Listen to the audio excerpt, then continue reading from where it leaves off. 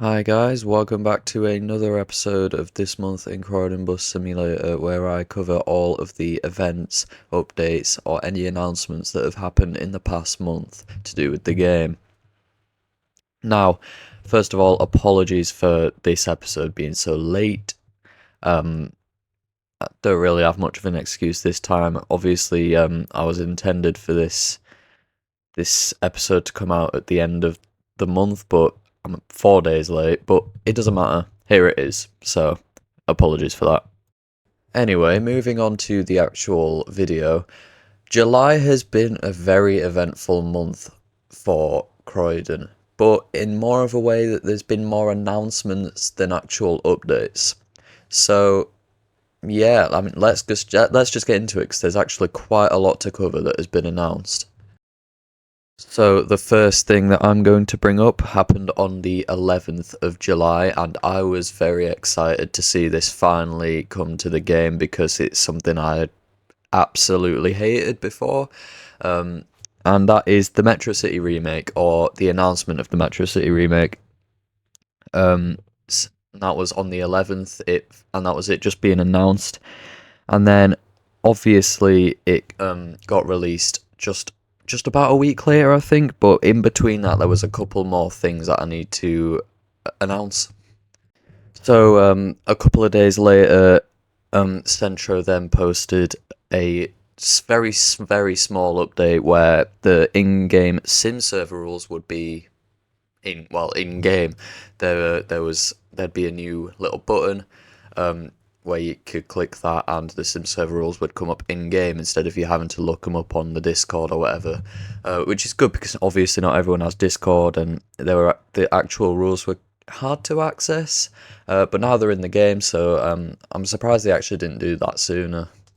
Okay, so moving on to just a day later, on the 16th of July, was the menu redesign, where the morning rush hour would appear on the top menu, as well as the evening rush hour, and what is the shift and what is the next shift. And then on the same day, in that same announcement, probably the best feature implemented in this whole month, in my opinion, was the ability to adjust your seat camera or your seat. It was really good to see this come into the game because I found with a lot of vehicles the camera angle was just really not good and I didn't like it, and now I can adjust it to my liking and it's brilliant. Although doing all that while setting up just before starting a route can make me late sometimes, but you know what, I can't complain. And then the next day, on the 17th of July, another announcement came up, and this was the ability to toggle the HUD and navigation. Now that is basically just like being able to get rid of all of the stuff that you see on your screen, like the controls, the mini map, the speed limit, and all of that. You can get rid of whatever you want and keep whatever you want. And then on that same announcement was the announcement of the ability to um, have your camera turn as you're steering.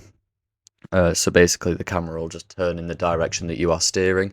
I tried this feature out when it came out, and to be honest, personally, I'm not a huge fan. I just found it a bit annoying, but it's an optional feature, so I just tend not to use it, but that's just my opinion. And then, of course, just another day later, the 18th of July, the remodeled Metro City had been released for pro users only. I was very happy to finally drive it, and it is a really good remodel. The door sounds are really good as well, being able to get the new door sounds, like no other bus has those door sounds, very cool. But it was just really cool to see a remodeled Metro City, as before it was definitely the vehicle that needed remodeling most in the game.